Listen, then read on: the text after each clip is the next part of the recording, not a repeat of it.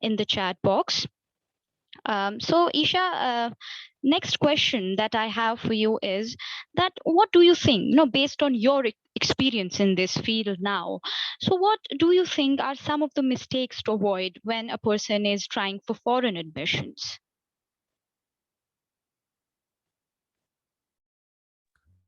The very first thing that should be avoided at all cost is falling prey to an online scam. That's the very first thing. That's something that nobody should fall prey to. So if a university is advertised somewhere or a degree is advertised, please go and check if it is a valid university. Okay, if it is authorized to actually offer or give degrees in that, particularly in that particular area, because a lot of technical qualifications, for example engineering degrees, they need certain kind of they have to be validated, or they have to be affiliated to certain bodies, right? For example, you have the ABET certification or the accreditation. Okay, similarly medical colleges, they have to be accredited by certain medical bodies, right? So first of all, check if the university actually exists, and if it exists, check if it is actually legally accredited, or it is legally authorized to give that particular degree. That's the very first thing. So don't make that mistake, and don't be lured by this whole idea of foreign education. It might not be for everyone. If you're really passionate about it, pursue it, work hard for it, but it's not the be all and end all of everything. It's not like, it's not Aladdin's magic lamp. Even after you get a foreign qualification, there's a lot of hard work you'll have to put into building a career for yourself. No doubt you will get a certain level of exposure and training and practical, knowledge that you wouldn't get sitting at home. So don't be lured. Also, don't make a decision in a hurry. You can maybe when your consultant is working with you, or if you're doing it on your own, or if you happen to come to Kingsman and do your admission through us, don't be in a hurry.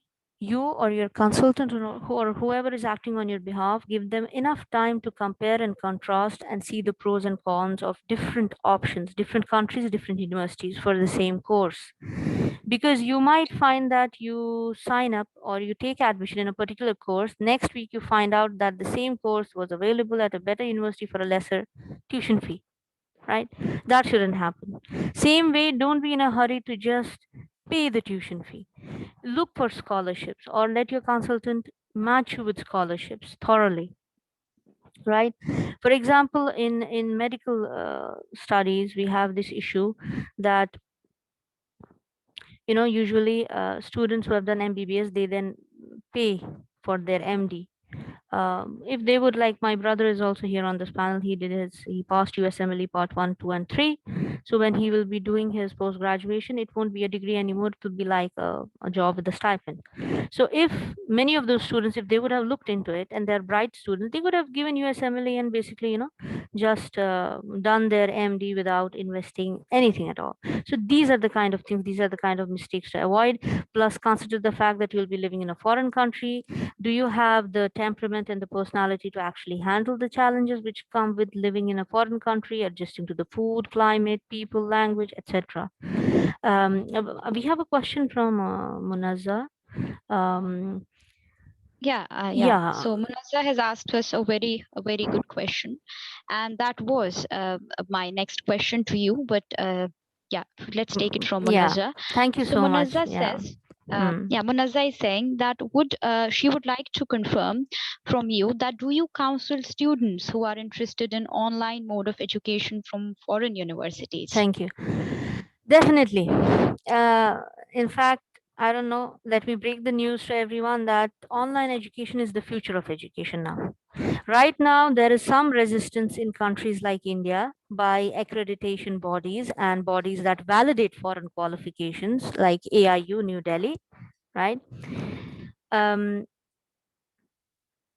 okay, there are, but slowly you will see in the post-pandemic, post-COVID period, they will have to remove those restrictions because India will realize, or Eastern countries will realize that they could put their courses online and without investing in electricity, water, washrooms, buildings, classrooms, projectors, etc., etc., teachers and teacher staff rooms, without investing in any of those brick and mortar, infrastructure, they can just put the courses from IITs and NITs and different professional colleges and arts colleges and universities online. So India will also want to earn money. India, Pakistan, Bangladesh, these countries who are a bit reluctant about foreign education right now. Otherwise, nobody else has an issue.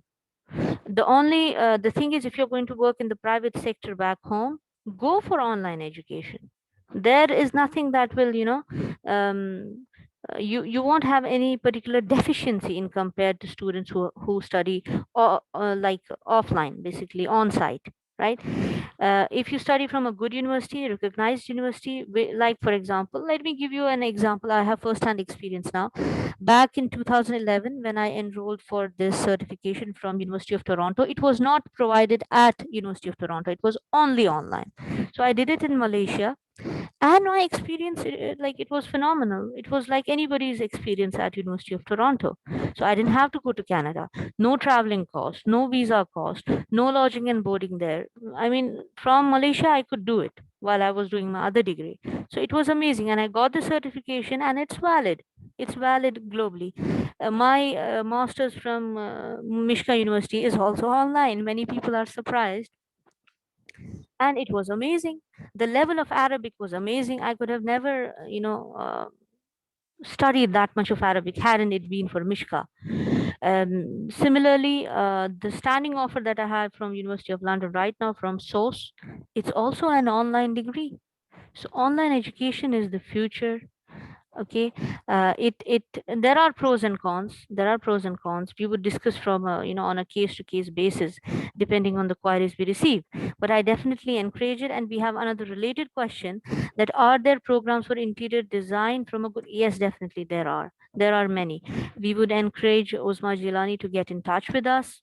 Right, I can type in my email here, right? You can get in touch with us through email, and then we would put you in touch with our admission counselors, and they could advise you on this.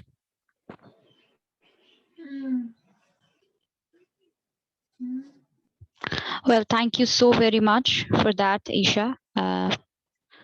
Let me check if we've got more questions to answer. So, Isha, we have Umar Rashiz, and he has something to say. He says that he has completed his master's in comparative religion, and is there any university in Malaysia or Saudi Arabia where he can pursue his PhD? Thank you, brother, for your question. Yes, there are several actually. There are several universities. If you're looking at Malaysia, yeah, IIUM would be the best choice. In fact, right now, we are wrapping up admissions for IIUM for bachelor's, master's, and PhD. Within the next 1 or 2 weeks, they will stop taking candidates for the September session. So we are doing that right now. If you want to get in touch, if you need our help, we'll help you with that. For PhD particularly, I have graduated from the Department of Comparative Religion and Usuluddin. So an entire department is basically dedicated there to this. Plus, I'm very proud that our Kulliya, or the College of Islamic Revealed Knowledge Department, the larger body as it's called, it ranks, I think, number 17th in the world right now in theology. So it's in league with very good universities, very good Harvard, Cambridge, Oxford. It's in league with them. So yeah, I Well, encourage, thank you I so very encourage, much. yeah, I encourage our participants to basically get in touch through email, and then we can discuss it further. Yeah. Yeah. So, Isha, considering that everything nowadays is online, as you said, that the future is going to be, in future everything is going to be online. So we have already started witnessing it. So I would like to know from you, because I see there are a lot of people who are interested in studying abroad, and people who think that they cannot afford a lot of money. They want to crack an admission on scholarship basis. So for them, Isha, I would like to know what are the most important do's that a person should consider in this process. See, first of all, be proactive, be prompt. As soon as you complete or are going to complete, are giving the final exam for the degree that you're currently pursuing, if you're pursuing, as soon as, let's say, your final exams are near, or the year in which you'll be giving your final exams, go and start hunting for scholarships. Don't wait until you finish, and then don't wait until you get the degree certificate in your hand. That's too late. It takes at least 6 months for the entire process of beginning the search for scholarships, then getting matched with the best scholarships, and then, actually starting your course. So many students are unpleasantly surprised when they come to us and we tell them that, they're too late, that for the year, the cycle of admissions has closed. For instance, we know that every year in September, majority of UK universities, they begin their session, right? So obviously, April, May, June, July, this is the time.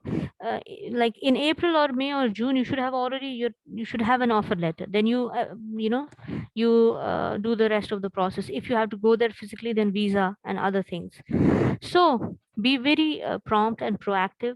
Take a decision, and if you're not able to take a decision, involve a consultant, take advice, but be very quick, be on your toes for this, and be ready to do a lot of paperwork to get, like we do it for students, all the attestations, right?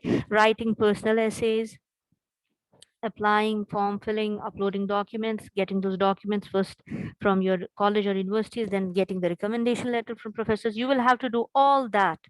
So it will take a lot of time. Keep 6 months in your mind. And also, do tawakkul. I mean, you should believe in the qadr of Allah. Don't be anxious that, why am I not beginning my next degree this year? Why do I have to wait for 6 months or 1 year? Just, just you will have to have some patience, and what is destined for you will come your way. Well, as they say, tie your camel and then leave up to Allah subhanahu wa ta'ala. So, Isha, one more thing that I would like to know, because I can understand that COVID has impacted our lives to a greater extent, and I'm sure you will be no different. So, I would like to know, basically, I am curious to know that how has COVID-19 impacted overseas education, and how has it impacted your business for that matter?